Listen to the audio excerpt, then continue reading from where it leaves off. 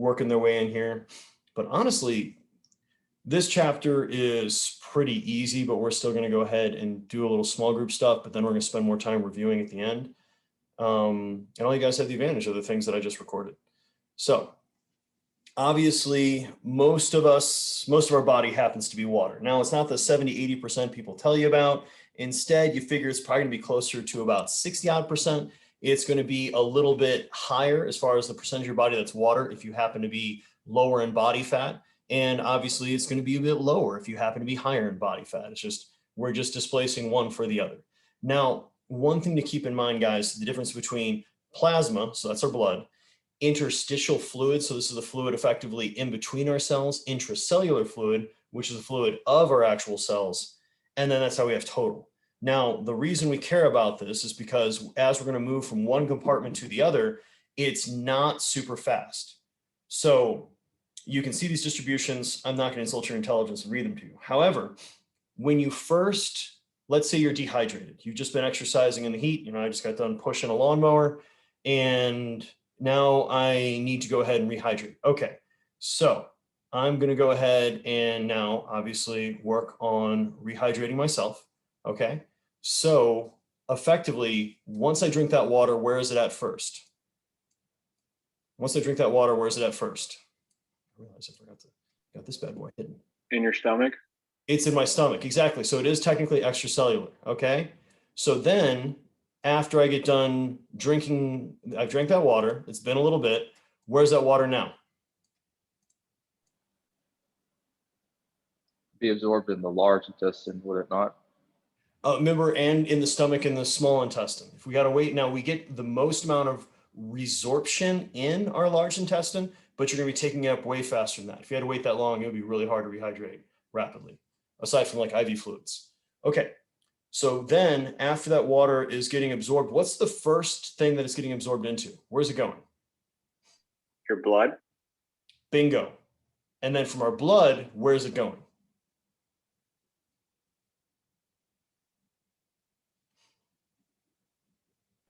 To the tissues that are in demand. Yeah. So then it's going to slowly proliferate into the intracellular spaces and the extracellular spaces where we need it. Now, here's the thing though, okay? Once we go ahead and drink that water, we got to wait some time, okay? So since we have to wait some time, if you're waking up dehydrated and then you got to practice first thing in the morning, congratulations, you're starting off with tying your shoelaces together because we don't have that fluid inside of our cells, so they're going to work optimally, and we don't have that fluid in our synovial, or essentially our joint capsule areas, so that it's going to be lubricating our joints, which is another way we're going to increase our risk of injury. Does that make sense to you guys?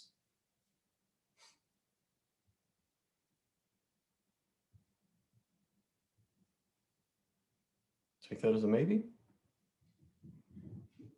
Because like anything else, when we're going to be sweating out the fluid, when we're losing fluid just from natural effects of our renal system working, we're prioritizing our cardiovascular system. We're trying to make sure we have fluid in the bloodstream so that way our blood doesn't become too concentrated. We're going to have decent stroke volume. We're not going to have that really high resting heart rate because of, once again, the increased viscosity of our blood. So once again, keep in mind how we're going to be moving from each of these spaces and how it's going to take some time. Now, what we have here is probably what all of you guys have realized before, which is the faster you're moving, so running speed, the more you're going to be sweating, and then the greater that'll be if it's a hot and humid environment, as my dog is literally drinking in the background, and if you are doing that same exercise in a cool and dry environment. And so remember, that's also going to be requiring a greater amount of cardiac output because of the blood flow to the skin. So we are constantly trying to thermoregulate, aren't we, Norbert? Yeah, we are, aren't we, buddy? And how do you thermoregulate? You pants, yes. And how do I thermoregulate? I sweat. And that's why my species inbred you enough so you'd be dumb enough to love us, because we are better at thermoregulation. I don't know. So the basics that you guys remember from XPhys, where we have the ability to radiate heat out to the environment. We've got convection, which is gases or liquids going over the skin. We have conduction, which can be touching something. And then we have evaporation. And we're constantly trying to keep ourselves in balance with all of this. Now, when we're exercising, obviously we're going to be producing energy. And remember, about 75% of the energy we're producing is actually just wasted as heat. So now with all of that combined, we've got to sweat, we've got to radiate heat. We have to try to utilize those systems effectively to keep ourselves from overheating. And we've talked about heat illnesses before. We'll get into that a little bit here, but I'm not trying to beat a dead horse because obviously it's something we've covered at length. Now, we talk about heat storage. We're going to find that increase in our core temperature. And we're also going to find a little bit more heat being retained when we're not wearing clothing that easily allows us to radiate heat to the environment. Hence why those of you that unfortunately were in the lecture at the beginning of it, you know how I like to mow the lawn. So, yeehaw. Now, remember, if we are in a hotter environment, if we have a hot breeze going over us, we can't use convection. If the ground is very hot, we're obviously not going to use conduction. If the sun is beating down on us, we're not going to really be able to utilize radiation as much. So we're going to rely most heavily on evaporation. And remember, that's where we get 80% of our heat loss when we're talking about while exercising. At rest, it's mostly going to come from radiation. And I'll go see why Norbert is singing us the song of his people in just one moment. Now, let's see who remembers what part of the brain, not the hypothalamus, but think about structure, that's actually going to be regulating our body's temperature.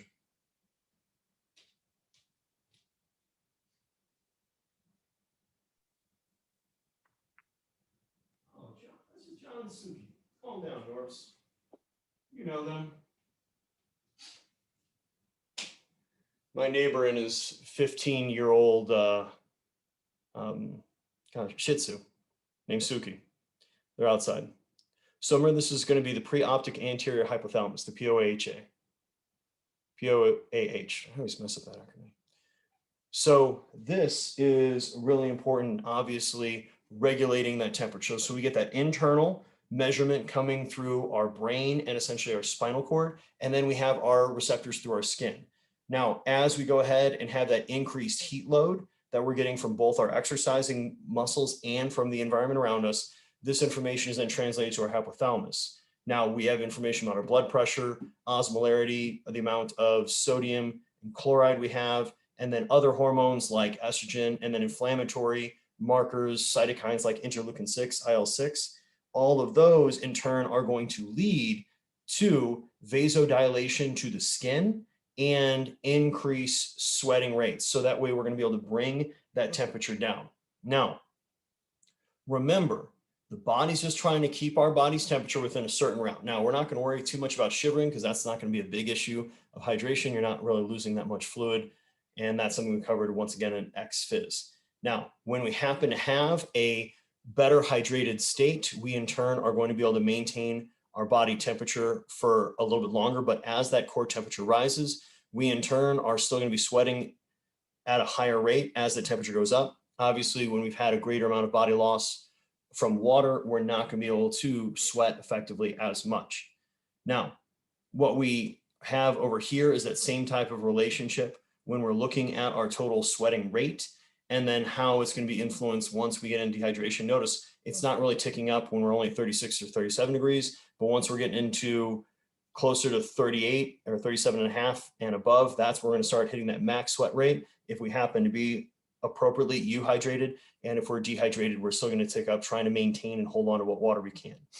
Now, remember guys, there's a difference between adaptation and acclimatization. Adaptation is going to be more short-term in about 7 to 10 days where we're going to see a decrease in effectively how much sodium and chloride we're going to release when we're sweating. We're going to increase the total volume we're sweating, and we're going to do that far more rapidly. Now, acclimatization is going to be even further long-term adaptations from being essentially in very hot environments, and our body is going to be able to regulate far faster and far more efficiently. So if you grew up in, Las Vegas or some other very hot, arid environment, you would, in theory, have an advantage over someone who grew up in, say, Alaska when it comes to thermoregulating in the heat. Now, as you guys would suspect, when we have any amount of body water loss, so this is going to be 1, 2, 3, and 4%, we are going to be markedly, effectively decreasing our VO2 max. decreasing our total exercise capacity, so how long we can go. And notice even furthermore, we're looking at that decrease of you can be at only 95% of your best with 1% down. Now, if you're going to do a marathon and you need to have that capacity for that duration, congratulations, you're really handcuffing yourself and it's going to be quite a challenge. Whereas if we're talking about a full 5%, look at that, guys, you're talking about losing over a quarter of your total exercise capacity. And this is based on older data, but effectively it's still good.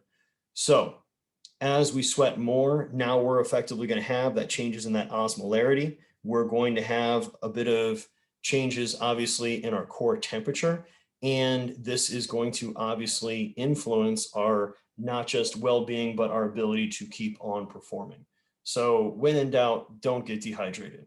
Now, remember, when we're looking at VO2 max, we're looking at exercise capacity. Does that really matter? What sports would that not matter for? That you can be a little dehydrated, who cares? The people that perform for their bodies, the one that you have to like look good. Oh, bodybuilders and stuff like that? Yeah. If anything, a lot of them typically are dehydrated because it actually makes you look a little bit leaner because you're cutting away from that effectively that interstitial fluid and extracellular fluid. So it takes away that fluid between the skin as well. When we talked about hormonal regulation, I'm sorry I didn't touch on it later, but a number of the ladies in this class will understand whenever I talk about, depending on the time of your cycle you happen to be in, you can easily have a solid amount of water weight gain due to estrogen and other sex hormone effects of naturally increasing your water retention. So yeah, if you're trying to look at your almost goals, try to be dehydrated. That's not great. Weight class athletes are obviously going to run a risk because they're going to do things to get themselves to cut weight so that way they can obviously make weight and compete. And that's going to decrease their performance. But then you also get into the situation that a lot of other people are. And then when you're talking about like professional MMA, boxing, they're going to cut all that weight. And then after they weigh in, they're going to go ahead and do IV fluids and other things in order to get that body weight up again as quickly as possible. So yeah, there's some different folks that'll do things like this. I would thoroughly not suggest that if you guys do need to make weight for a competition, your best bet is actually going to be probably glycogen manipulation, which is decreasing your carbs for the week of, so that way you can effectively decrease that glycogen, which decreases the water that comes with it, that 2.4 grams, which in turn is going to make you lighter and more efficient. So if your goal is to be just like a dynamite 100-meter runner, you can probably get by on relatively low glycogen stores. If your goal is to be a great 5K athlete, okay, now we want to probably have a moderate to higher level of glycogen. And especially if you're going to be like a marathoner, now who cares about that extra water weight you're going to have from super compensated glycogen, because that advantage it's going to give you from having a greater essential amount to draw upon is going to be far more useful for you when you're competing. So, you know, when we're thinking about tactical reasons to have fluid losses, other things that aren't really sports like golf. No, I'm kidding. You still need, once you're dehydrated, your action time is going to go down and so does your fine motor skills. So even things like archery and otherwise, you'll be suffering a little bit if you're dehydrated. Now, does everybody get dehydrated all the time? Is that really a thing? Well, maybe some of your friends because they drink a lot, but that's a different story. All we're really talking about at the end of the day, guys, and I know I'm skipping ahead a little bit, which is just make sure we're drinking fluids throughout the day, preferably water. If you have an athlete that's having a hard time maintaining weight or gaining weight, there's obviously nothing wrong with using a caloric beverage. But at the end of the day, guys, the goal is to just make sure we're consistently hydrating throughout the day, and doing large boluses tend to not do as great of a job of helping you rehydrate your tissues, as well as it's going to be doing spaced amounts consistently throughout the day. So effectively, you know, what's happening that's causing this heat illness? You guys probably remember this from XPhys. We're going to sweat this out. We've got more blood flowing in the skin. We've got less central blood volume, which gives us less filling pressure, which decreases our stroke volume. So now our heart rate has to go up as cardiac drift to maintain that previous performance. Now we've got less blood flow going essentially to not just our kidneys, the splenic and renal, but also our skin. So now we're not going to be sweating as much.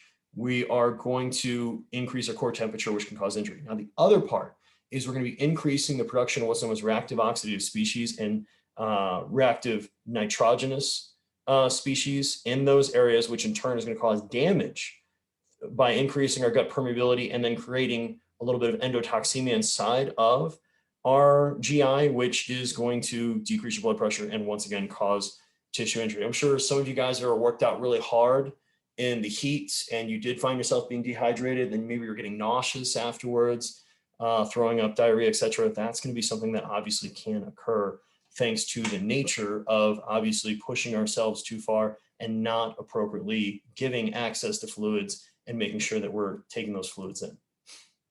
So, well, what all effects do we know are going to cause change in your performance? Well, at the end of the day, just drinking water, notice here guys, is better than doing nothing.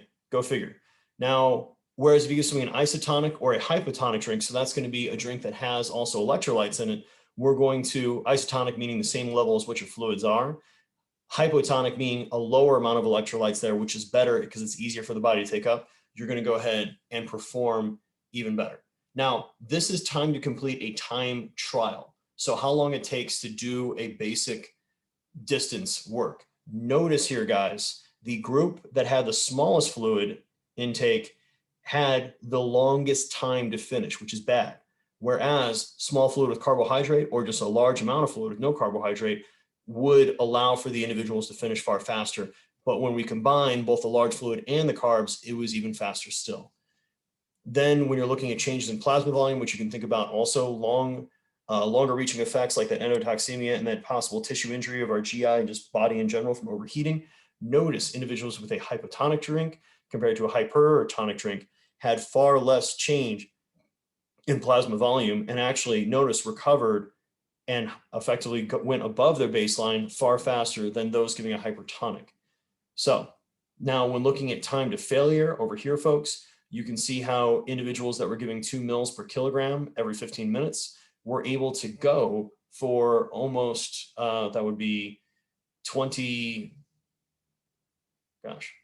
7 minutes longer, which not bad, or 26 minutes longer, which is not a bad thing if our goal is to think about something like up here, when we're looking at individuals and them playing their sports in the sweat rates they're going to have. Soccer is 245 minutes half, that's 90 minutes. So this athlete or this individual in this example would be able to go ahead and keep that performance up for longer simply by giving them access to fluids. Meanwhile, the individuals not given fluids are going to be bonking out about halfway through the second half. Now, may I ask about that middle graph on the bottom? yeah, go for it. What's up? So the fact that hypertonic is results in like lower a slower time to get back to normal plasma volume, that's because there's slower gastric emptying, or like it's an osmosis issue, right? Absolutely. And osmosis specifically because we're just talking about water. Okay. And then like I know I know they worry if you drink too much water while you're exercising that it could lead to hyponatremia. So at what point is the hypotonic, the fact that it takes you above baseline plasma volume, at what point does that become bad? Okay. So this is, I think this was your quiz question as well. It was. Yeah. So we're actually going to touch on this in a little bit, but I'll go Okay. ahead. In order to cause true like hyponatremia, which is potentially lethal, there's been examples from the military where soldiers were punished with having to drink bottle after bottle of water, and some of them succumbed to hyponatremia. You essentially are diluting out your electrolytes to such a level that you're actually causing potentially very disastrous health conditions. You can effectively die from it. They had a competition years ago known as Wii for a Wii, as in like the Nintendo Wii. And one mom who was trying to get it for a kid died of hyponatremia because of how much water she was pounding down in preparation for this. And so you need to drink from, and this is where I'm going to have you guys confirm it, as you guys are going to work in small groups. We're going to talk about hydration a little bit, where literally it's going to take you about, it's usually you've got it down like something to the order of, for a normal sized guy, meaning like a $1.54 European male, you got to be drinking a full liter of water almost every 15 minutes and doing that for like a couple hours. However, this does happen to individuals that are running things like marathons. And so you're right, you don't want to go too hypotonic, because like anything else, you're not going to have a great situation with effectively replacing those electrolytes, because you're still going to sweat them out some. However, because they're drinking so much water and they're not bringing any electrolytes with it, they're naturally diluting out their own body's electrolytes. And that's where you have those marathon deaths of people that become too hyponatremic. So your average person just sitting on the couch, just sipping on water, they never have to worry about hyponatremia. Like the effort you'd have to put in to take yourself out like that on accident, it's highly unlikely anybody's going to do that. Like, I wouldn't even worry about it. Now, if you're talking about usually the marathoners that get in this problem are the ones that aren't very good. They're the ones that are taking like 5 hours to run the marathon. So they're out there for a long period of time. They're sweating a lot when they're out there, and they're drinking water all of the time. And they're not making sure that they're taking in an appropriate fluid. And they might not even be sweating as bad as they think, but instead, just out of basic fear, and there's another rest station, they're pounding down more water all the time. So yes, be careful. Don't yeet your mortal coil, but do understand that, like anything else, when it comes to fluids, when we're talking hypotonic, we're going to talk about the degrees to which. So you want to find something that's relatively close to your own body's electrolyte level, and you want to make sure that effectively anything we're doing with any of these hydration, any of these nutrition interventions, guys, you got to practice it. You got to try it out and see if it works. So you can try to have your athlete drinking Gatorade, just to throw out a product and make it easy. Powerade, I don't care. Same thing. They both suck. It's just a lot of sugar with some electrolytes. See how they tolerate it. They cramp up. Do they not cramp up? Do they feel good? Do they get cotton mouth? Do any of those things where it's like, no, I don't like it, or yes, it works great. Then we're going to keep doing it, or we're going to change to something else. So, and that's also why if you're having somebody run distance, that's where goo packs and other type of calorie that also have carbs that have electrolytes in them as well, or pretzels, potato chips. You got a lot of different options of things you can try to pack as a snack if you're running that far. So you're going to make sure that they're getting in not just the fluids they need, but also trying to sneak in the calories. So we're worrying about the glycogen levels and make sure that we're being appropriate with electrolytes. So long story long. Does that answer your question, Kristen? Yes, thank you. Anytime. It's a good question. So you get dehydrated, you do worse. So the reality is you're going to go slower, and it's going to be less comfortable, and you're going to possibly risk hurting yourself. Now, one thing that I always want you guys to appreciate when we're looking at any of this number is notice how we're getting some of that data on how we're measuring core temperature. Those folks had to have a probe somewhere for science for 2 hours. But notice when we're looking, I guess that's a wrong verbal pause to use. The individuals that are dehydrated, notice this higher heart rate the entire time. And this was just a steady state, long period exercise. They're obviously all starting to go through a little bit of cardiac drift, but obviously the hydrated individuals nowhere near as much. Now imagine if they had exercise at a higher capacity of max, they might not be able to keep it up. They might fall off and obviously might fail. So now when we're talking about this hydration, we want to make sure that before we go into any of these events, we are well hydrated. We're just drinking water throughout the day. If we're going to make sure we're drinking water before we go to bed, if it makes you wake up in the middle of the night and you have to use the bathroom, drink some more water then, get back in bed, and then drink some water when you get up in the morning. Now, this is where tracking an athlete's body weight can be incredibly useful, because if we have their pre-practice body weight and their post-practice body weight, congratulations, you know what their fluid losses are. In fact, we were working with the dance team earlier this week.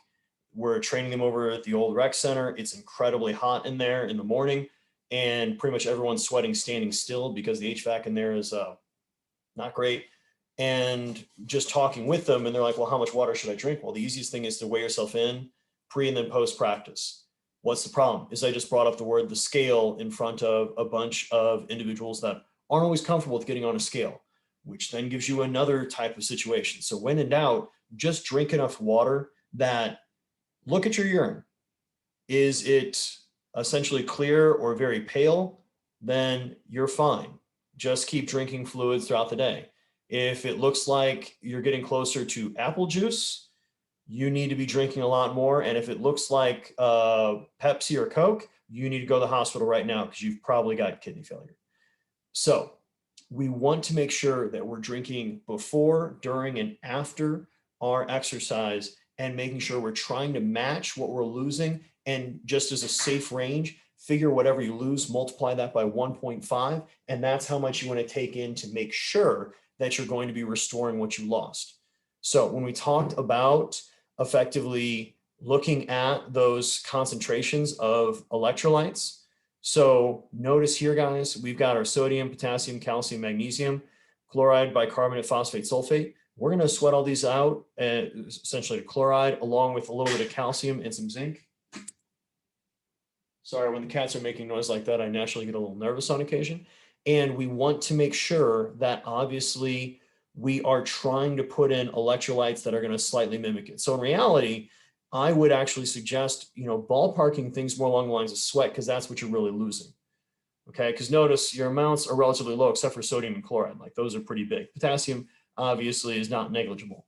And then as far as being hypotonic, notice it's pretty easy to be lower than your plasma levels, and your intracellular water levels can be obviously a bit lower or higher depending on, because notice here, guys, the intracellular level of potassium is way higher because that's giving us that electrochemical gradient that we're naturally going to be exhibiting with all of our resting potentials. So like anything else, focus on making sure we're lower than the plasma content. So now, is everyone going to be able to drink while they're exercising? What do you think, Tanks? Is everybody going to be able to drink while they're exercising?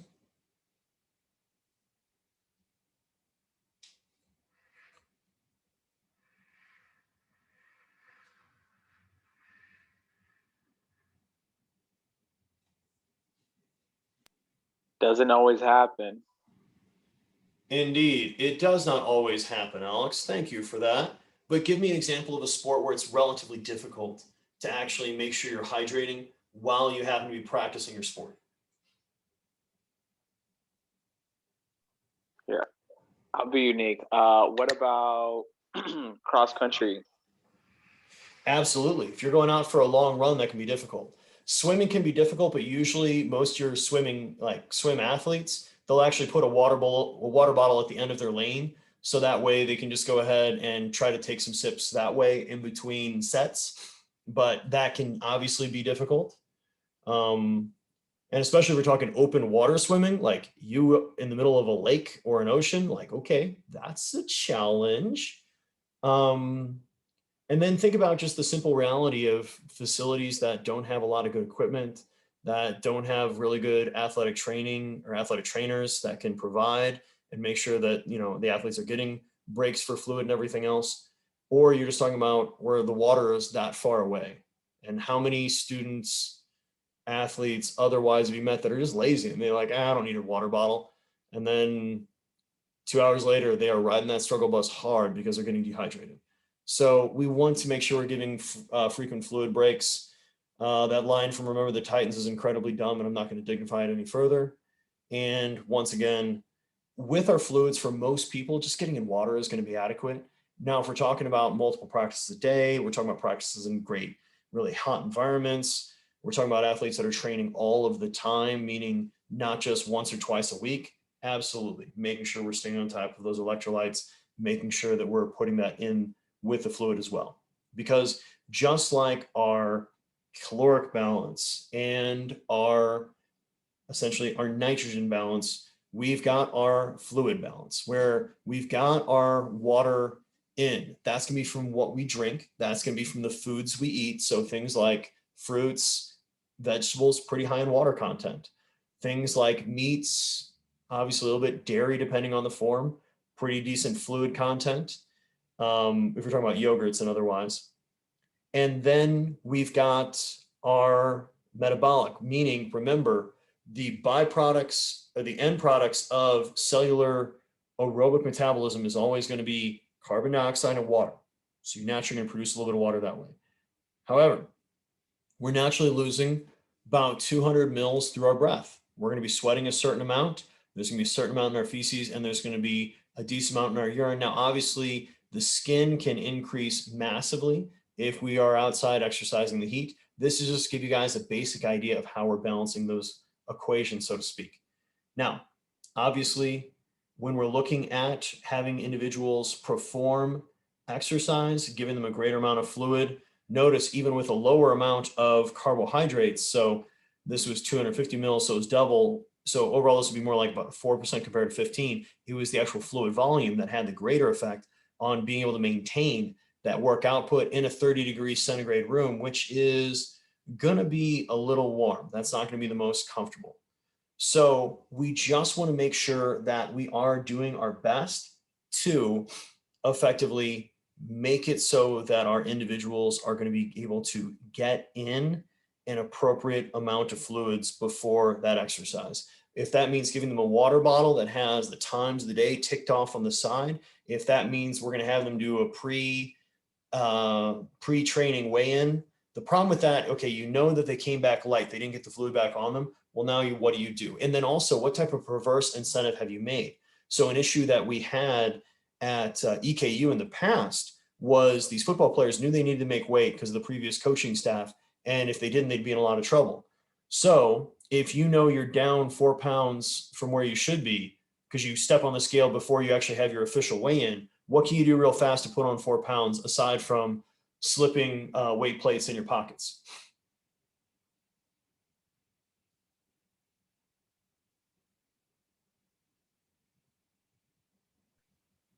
Can you drink 4 pounds of water?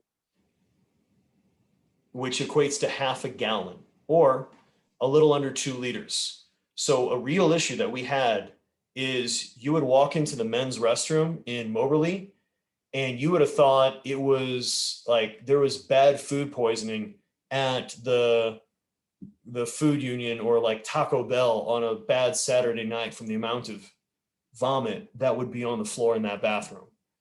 Like it was, and especially because there's, let's just say not everybody made it in time because they had to make weight.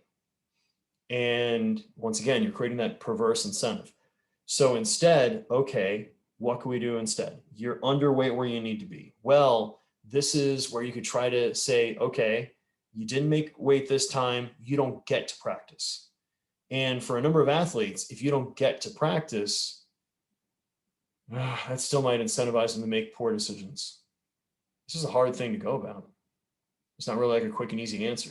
And that's where things like even like BIS systems, BIA, so we talk about the handheld and like the nicer versions, the bioelectrical impedance spectroscopy, where it does multiple channels, and you can get an indices of intra and extracellular fluid. They're not perfect, but that could give you a better idea of like how much of that fluid is actually intracellular. Like, yeah, you made weight. However, it's all extracellular fluid, meaning it's all sitting in your gut and it's not really helping you. Unfortunately, the technology isn't there yet that can be a really reliable way of going about things. So when we're exercising, we want to obviously make sure that we're providing multitude of breaks to allow them to go ahead and get in fluid whenever they need it. Now, obviously, if we happen to have a more hypertonic compared to hypotonic, it's not going to be absorbed and digested as quickly. So it's just important to typically go for things that are a little bit lighter in flavor and taste, because if anything, that's going to be far more tolerated by the athlete.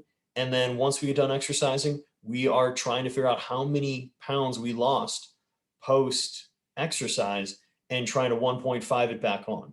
Okay. Doing what we can in order to effectively make sure we're getting those fluids back, getting those electrolytes back. And if we really had that big of a caloric demand, we might be throwing in not just carbohydrates, we could also be throwing in some amino acids, protein, etc., so we can really expedite, overall recovery of our athlete. So, like anything else, after we get done exercising, this is going to be, you can see the change in fluid volume, time after exercise, and effectively, notice guys, the higher the concentration, the slower of the recovery we're going to have compared to if we're just doing straight water. But like anything else, guys, notice it's still not going to be that difficult to effectively still get people back up and moving forward. Okay. If we happen to be giving individuals a greater amount of sodium, we can see how we're actually going to be pulling more fluid into the bloodstream. And that could potentially be a useful thing to, once again, bring in a greater amount of electrolytes. So that way we're going to go ahead and effectively recover as quickly as we can. So the first, actually, let's go, we'll come to this slide in a moment. We'll come back here. Okay. Okay. So group one is going to give us how much water, and feel free to look at the peer-reviewed literature, which you find up. Do you need to drink in order to cause hyponatremia? It's one word. I just made it two. Whatever. I'm being a little lazy. Group two, okay, your goal is to think about how you would space out. We're going to say a grand total of what's going to be, we'll say 3 liters of fluid over the day for an athlete. So think about food, think about what type of fluids you would give them pre-workout, post-workout, and specifically this,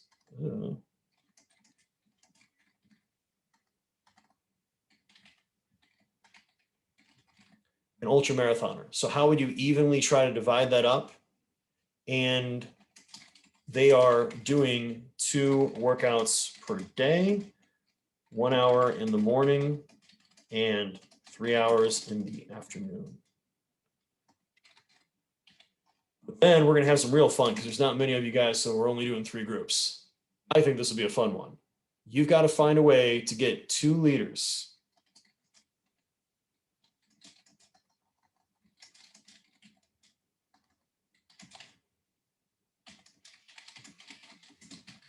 you got to find a way to get 2 liters of food in, or 2 liters of water in, only using food. So how many oranges, apples, Watermelon. celery? What's that?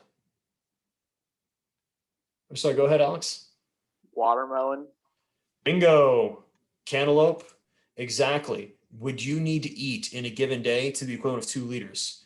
So what's fascinating is there's a rule that you cannot ever have lab animals without water available for them because it's just cruel. But there is actually one type of desert shrew that effectively doesn't have to drink any water. It gets all of its water in through its diet, which is actually like kibble, relatively dry food in the first place. So yeah, nature's wild. So right now it's 6:40. Plan on seeing you guys back at about essentially 6:50 or so, and then we're gonna do a little reviewing for your exam, and you guys are done with me. So any questions, comments, concerns?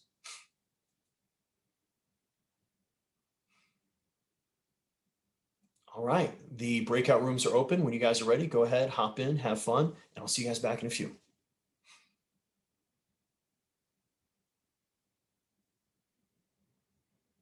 All right, guys, when you're ready, go ahead and paste into the chat what you guys came up with from your either research or appropriate organization. Can't sing us the song for people yet. See the cats looking out the back door, wishing they could murder all of the wildlife out there.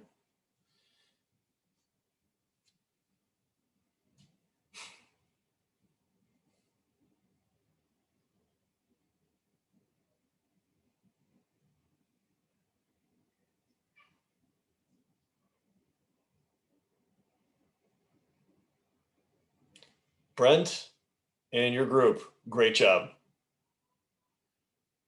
So half a watermelon, which you're talking 12 cup serving, so that's no small watermelon, 5 apples and 1 pound of cucumber. And congratulations, there's your 2 liters of water. Okay.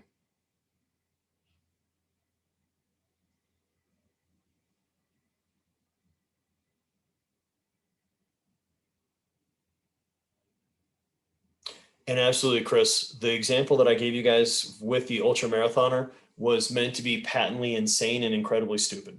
So you would definitely be trying to take in far more fluid. The only way I could see this work is if you had like literally a 90-pound ultra marathoner working out in relatively cool conditions where they rarely have to sweat at all. So yeah, I don't think you're going to have many of those very specific examples. Instead, what you are bringing in there is like, let's make sure we're drinking well away from the workout, right before the workout, and then during and post that workout, so we can effectively make sure that we're getting in fluids appropriately spaced throughout the day and not just trying to do a giant bolus. So great catch there, guys. Now, Abby, Katie, and Raquan, what did you guys come up with?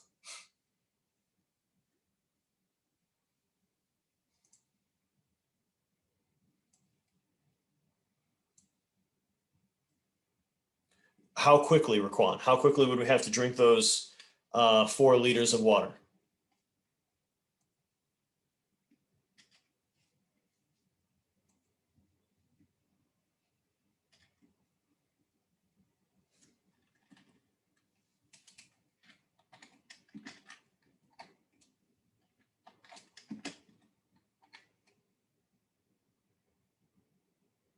They're going to have to go way faster than that to have issues with hyponatremia.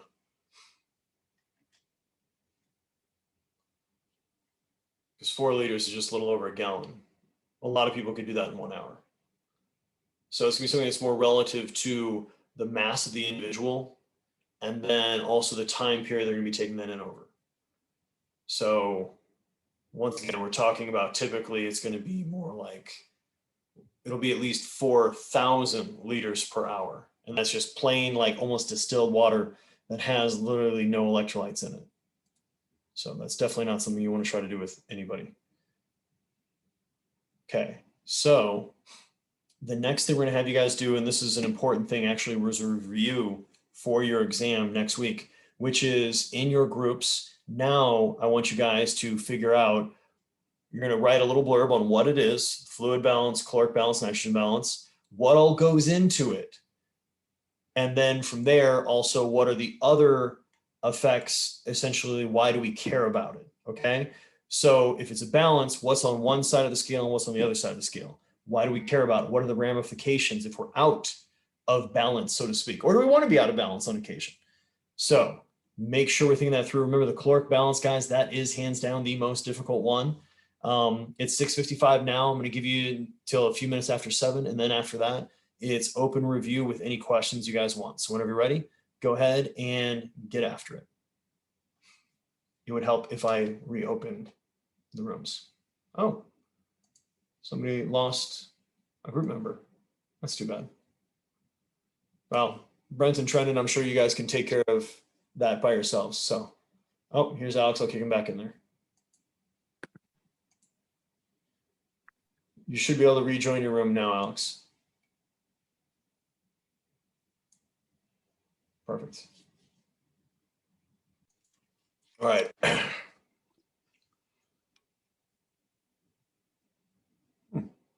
Rock and roll.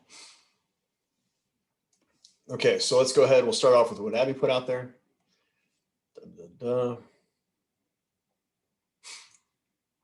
Oh, and expectoration. I like how you threw spitting in there. Great job. That is an awful way to try to lose weight if you're trying to be a wrestler for performance. But yes, good. Nice. Well spoken or well written. I like that. Trendon's group, nice work here. Now keep in mind, in order to gain lean body mass, you have to actually gain nitrogen. So it's not so much that it is going to help it. If you're in a negative nitrogen balance, you're losing overall nitrogen, which means you're losing overall protein, which means you're losing lean mass. Okay. So whichever way that balance is, that's the direction you're moving. There's no way around it. Now for John's group. Okay.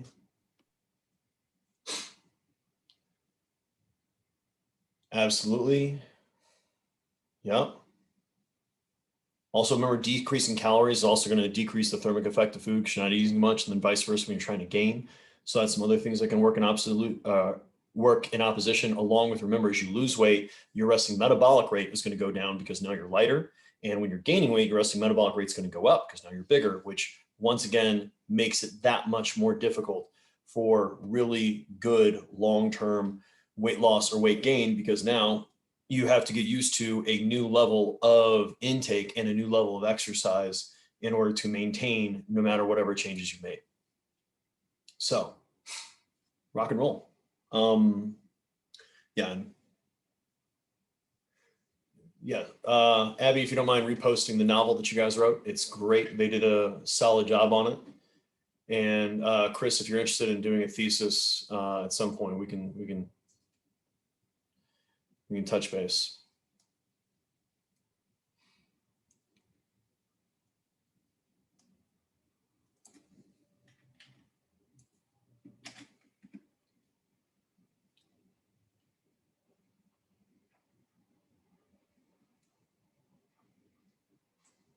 So part of Trendens, let me go ahead and copy that. I guess there's a word limit on how much it'll allow you to put up in the chat.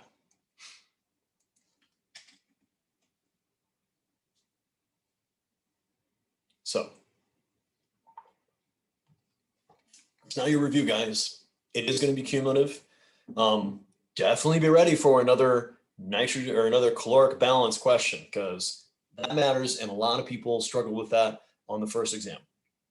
Otherwise, obviously, we're talking about proteins, carbs, and fats, making sure, and then hydration is the new parts that we've added. Think about, obviously, nitrogen balance when it comes to protein, carbohydrate timing and choices we're going to make depending on what point of the day we are and what we're trying to do athletically or otherwise. Think about all the different classifications of fat, how there's going to be positives and negatives in nearly every single subclassification, but we've got to get into it a little bit, how ketone supplementation it doesn't really seem, actually, I just finally saw some lit on it, and ketone supplementation doesn't actually really help acute performance, but it might be useful in super long duration events. So now when we're talking about Ironman, marathon distance, maybe you want to go into it. Think about, actually, I'm talking a lot. You guys throw questions up in effectively the chat, or you can unmute yourself and we can talk for as long as you guys want, or we can call it a day, and yeah, it's whatever you guys want to do. I'm just here to teach.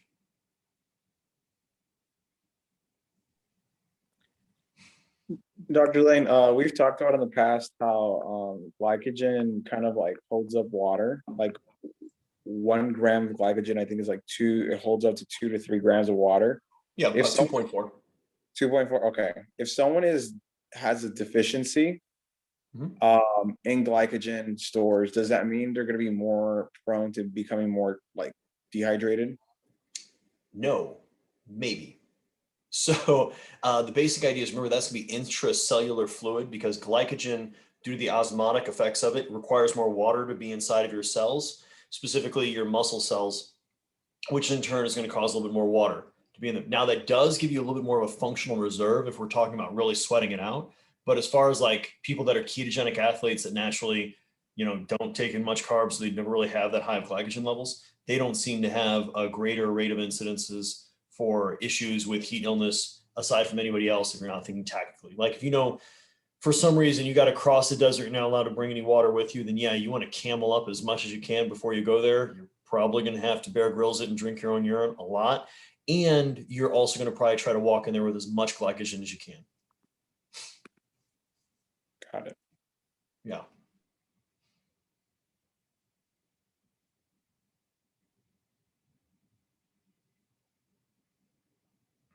No other major questions? We've already lost 3 of you.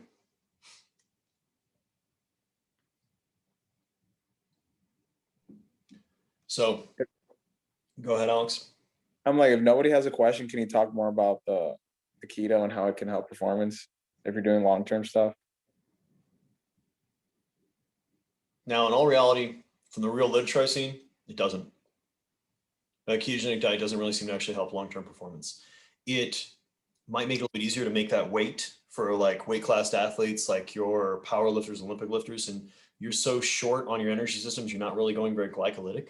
So you'll probably be okay. Or you got to be like crazy stupid on the other end of the spectrum, like you're an ultra marathoner. It might have some usefulness just because you're never going that fast.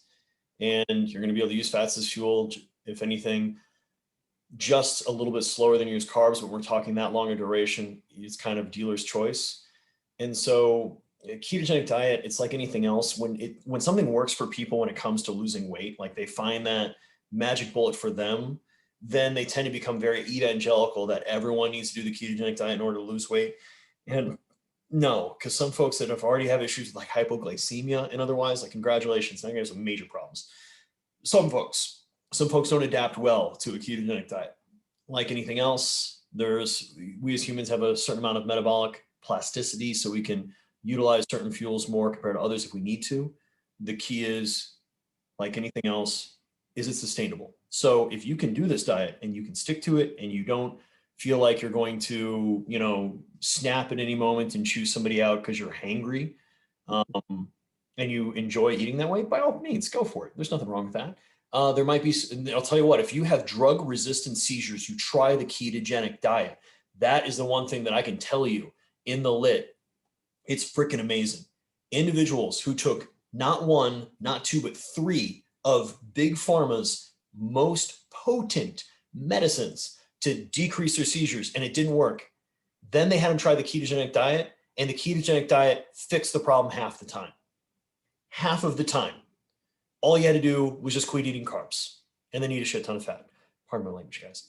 So I think like anything else, in certain disease situations, it might be useful. And it might also, they're still doing the research because now we're talking about the Warburg effect, which is cancer cells are naturally very glycolytic because your mitochondria, when your cells are dysfunctional, typically help trigger the apoptotic pathways, which are apoptosis, which essentially tells the cell to take itself out because it's not working correctly. And obviously cancer cells not about listening to your body anymore. And so they tend to be very carb hungry. So there's still growing research. And like I said, it's very much in its infancy, that doing a ketogenic diet, if you have, a fast growing cancer otherwise, and going super low carb, because effectively the cancer is going to be having a really hard time growing under those conditions. And then when you hit it with the extra punch of maybe being under calorically intake, so a lot of your cells in your body are slowing down, but your cancer cells can't slow down. So in theory, they become even more sensitive to chemotherapy being injected into you. So that might have a use there. I don't envy anyone in that position, but if I was backed in a corner like that myself, I would probably try it. But at that point, we're already being pretty desperate. So do keep in mind when you're thinking about the needs of an athlete, think about, how much carbs do we really need for that sport? How many calories do we need? How much protein do we need? How are we going to space that appropriately throughout the day? How are we going to make sure it matches their lifestyle and otherwise? We talked about, obviously, nitrogen balance. We talked about energy balance. We talked about making sure we understand our different classifications of fats and how each class in general affects the body, but then understanding how there's good and bad fats in each of the sub classes, except for monos, they all tend to be pretty good. How we optimize hydration by drinking water all the time and making sure that we're making that the athlete never has to go without fluids for long periods of time, and spacing it as evenly as we can, and replenishing it about a 1.5x what we lost if we can do pre-post weights. Different classes of carbs. When do we want to use different types of carbs in order to help promote rapid recovery or just overall energy and performance? And then how we want different levels of protein, depending on what type of athlete we are, usually trying to split that into 3, if not really 4. That seems to be more that optimal amount of individual meals to take in per day. And then how we need greater amounts of protein if we're a strength athlete compared to a aerobic compared to sedentary. And then a athlete that's trying to maintain lean mass while losing fat mass, they have the highest needs of protein. So, and then there were 5. Any other questions you guys want me to go ahead and go through? Talked about the pros and cons of having a lot of glycogen that we're storing. Makes us heavier, but also gives us a lot more energy we can go with. Cons, not as much energy. You're lighter. Or pro, you're lighter.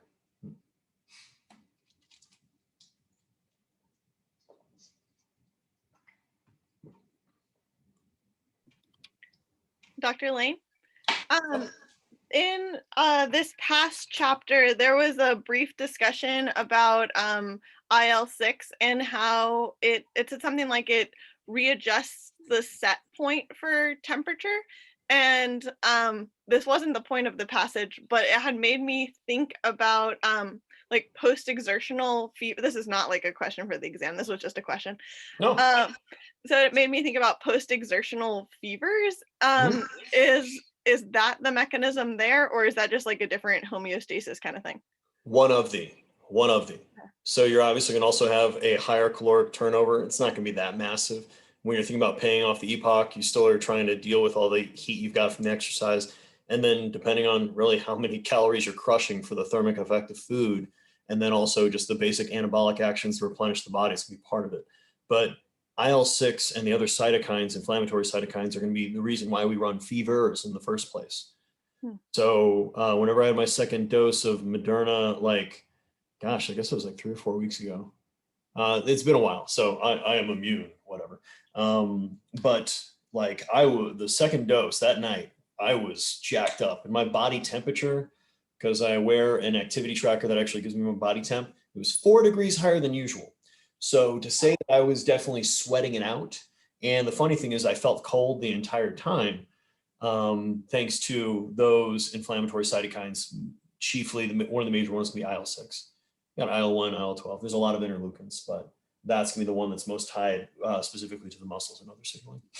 Okay, thanks. I get my first shot tomorrow. I'm so excited. Rock and roll. Never that excited to get stabbed, but no, it's really not too bad. Yeah. Any other questions? Anything else you guys want me to go through?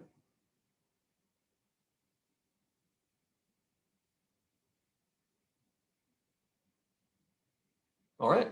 Well, stay safe out there, guys. Have yourselves a great night, and I will remember you guys are taking the exam next week. So I will see you guys the following, and we're going to start getting to the end of the class. We're going to talk about some vitamins and minerals and supplements, microbiome, and more. Yay. All right, guys. Stay safe out there. Bye-bye.